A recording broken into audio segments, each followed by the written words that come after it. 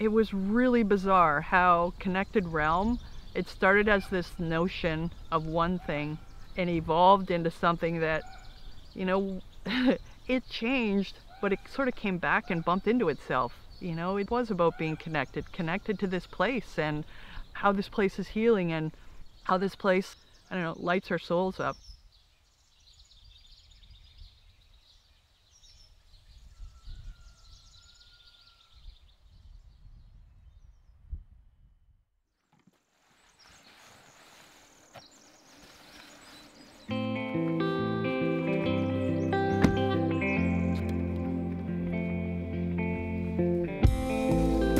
When I first moved to Haida Gwaii, it was an interesting challenge for me, one that I couldn't even fathom would happen. I love nature, I love being outside, but I couldn't imagine until being in the forest that I would have a struggle with too much green.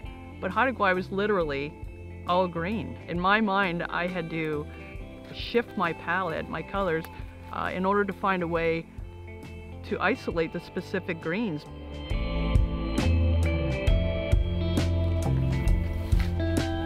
What ended up happening for me was I ended up using complementary colors.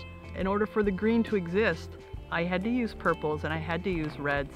And I would say I pushed them even further beyond what I saw to help accentuate, you know, and define the different trees in the forest.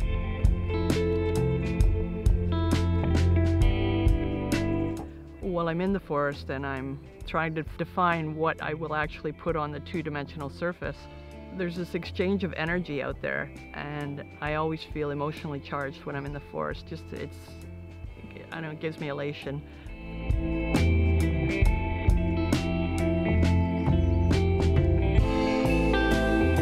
What that elation equates to is brighter colors, bolder brush strokes, sort of taking that energy or that emotion I felt and taking it to another level when I put it on the canvas.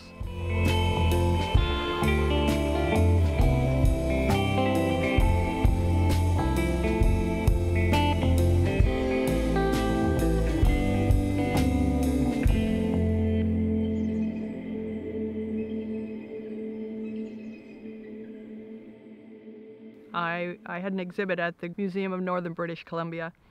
That show was called Brushing the Surface.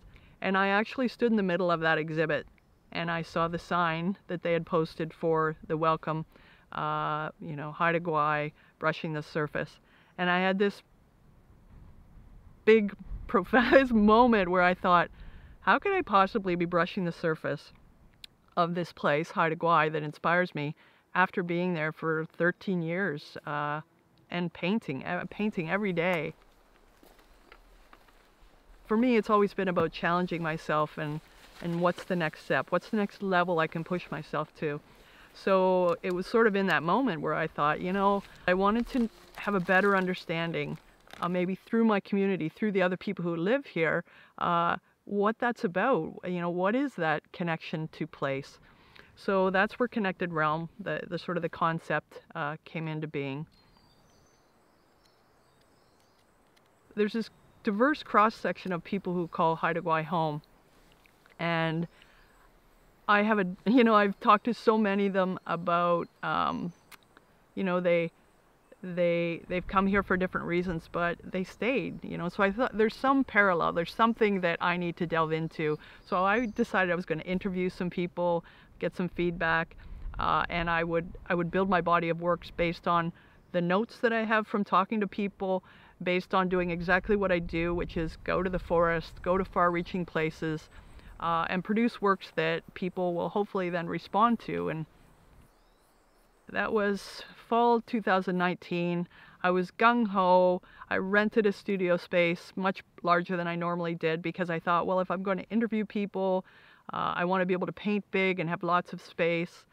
And all of a sudden, here we are in March 2020, and the world has come to a standstill. The global pandemic was announced. I have this notion of going around and talking to people, and usually I have quite a solo journey in the forest working on my paintings, but I had worked myself up to wanting to go interview people, and now it's being suggested, we were being told to avoid people. Don't be around other people. You need to stay safe, stay home, be kind.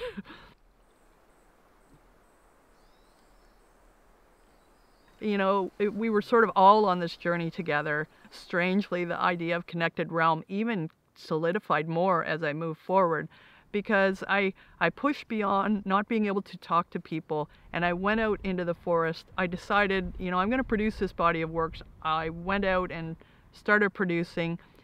And what happened on Haida Gwaii, people also went out on the land. People who didn't have time before, they went out, and they, like myself, seeking solace, just safety, if you will.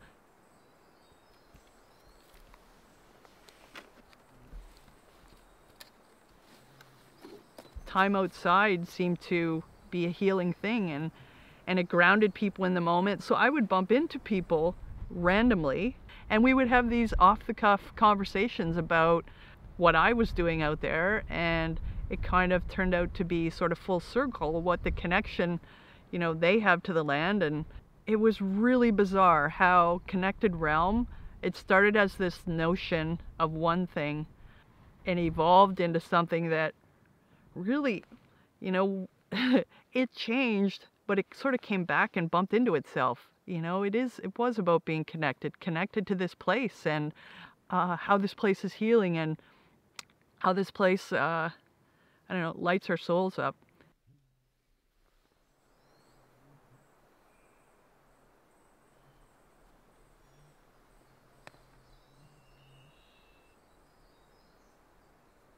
It kind of made me think about my painting and what I do, and sounds bizarre, but I was seeing it as my superpower. People have said about the paintings being, how can they all be so happy? We've just come through a pandemic, and all your pieces are so bright and cheerful and colorful. I think, certainly for me, nature powers that. I go out into nature, there's this exchange of energy. There's something, if you have any bad things or bad feelings, that gets left outside, whether it's, with the rhythm of the waves or the sound of the wind through the trees. I'm able to leave that out there. And the gift that I get back, that energy, that desire to create something that is uplifting, something, what nature does for my spirit, I need to put that on the canvas, and I'm very grateful that the viewers respond well to that.